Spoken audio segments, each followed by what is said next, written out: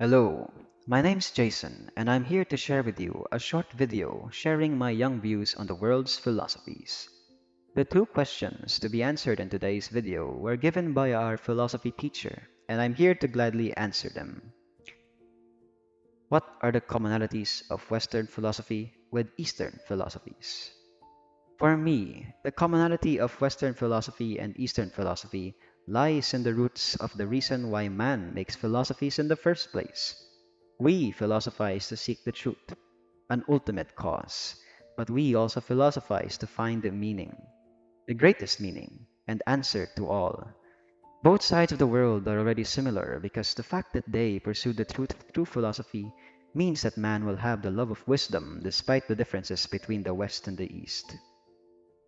Another is that for the majority of the philosophies present in the West and East, there exists a desire or drive for man to develop, to seek a better answer, to find a better meaning. The methods may differ, such that the West puts forth rationality and reasoning, while the East puts forth religion as a both way of life and something that is smoothly flowing and natural to its followers. Western philosophy's virtuousness, equating to a life worth living, can be tied to Eastern philosophy's values of Confucianism. A good example in society starts with a good example within. A virtuous leader should and can also be a virtuous exile. With that, sages and virtuous men are not so different, for they both manifest a clear character, privately and publicly, while showing other virtues such as concern and a love for the greatest good. Another point to mention is that one of the beliefs that Buddhists hold is that desire equates to suffering. Desire equates to suffering. It has some similarities with the Western belief that removing non essentials from life can allow a person to have a more productive and fulfilling experience in this world. Another similarity is that Confucianism places great emphasis on a person's thoughts, speeches, and actions. These are things mostly tied to the pursuit of a utopian perfect society. Rational truth is one of the greatest tools for said utopian perfect society, which is very similar to rationalism and empiricism that value objectivity and a truth that is universal and fundamental.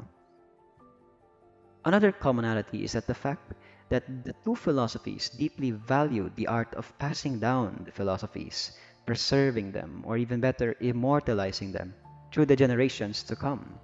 This would be though through multiple methods such as oral tradition, books, and even enforcement. Karma. Karma, though an Eastern perception, has its own version in the Western philosophy of causality. Everything that happens has a cause, an ultimate one, if you will. From missing the perfect chance to fire at a farm pest, to lying in a hospital plagued by the thought of regretting a decision that led to you laying in said hospital. To reflect and find the answer to these consequences, we must take action to combat the lack of ties and harmony that has caused these unwanted events. The world can be viewed as either extremely chaotic or very simple, but regardless of the view, things always happen for a reason, and you can deduce or infer accordingly.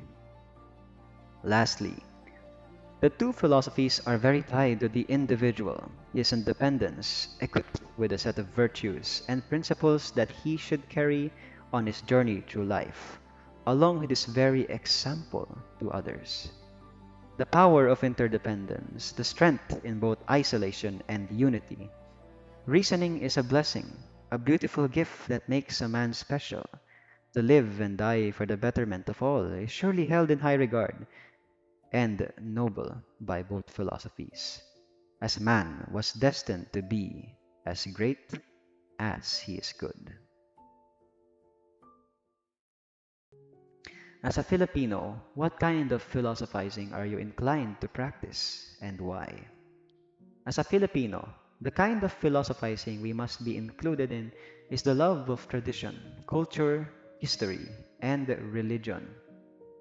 The Filipino family passes down beliefs naturally. It's in our blood to do so. Of course, alongside Christianity, as it is the primary religion of our nation. We begin with love. Love is something that Filipinos are very accustomed to. May it be love for the self, love for the self for others, or love for others for others. just for others. We as Filipinos are also well aware of the concept of time. In this world, time does not stop. Every second counts. So ride along with the cycle, a cycle too that Filipinos know well. This being the ups and downs of life, such as how life is like a bicycle. We'd have our ups and downs. So laugh in the face of that and whatever new name will give the next typhoon, and keep moving forward. Bayanihan is also a powerful philosophy we Filipinos hold. The binding hands that lift one another, the extended arms for our fellow people, the art of carrying the bahay kubo. Lastly, there is the concept of bahala na, or better, bathala na. We are fueled by the heart to think with our heads and to do with our hands. With that, we can do so many things. But the things outside of our control are all up to God. As it is said, nasa tao ang gawa, nasa Diyos ang awa. Thank you very much for listening.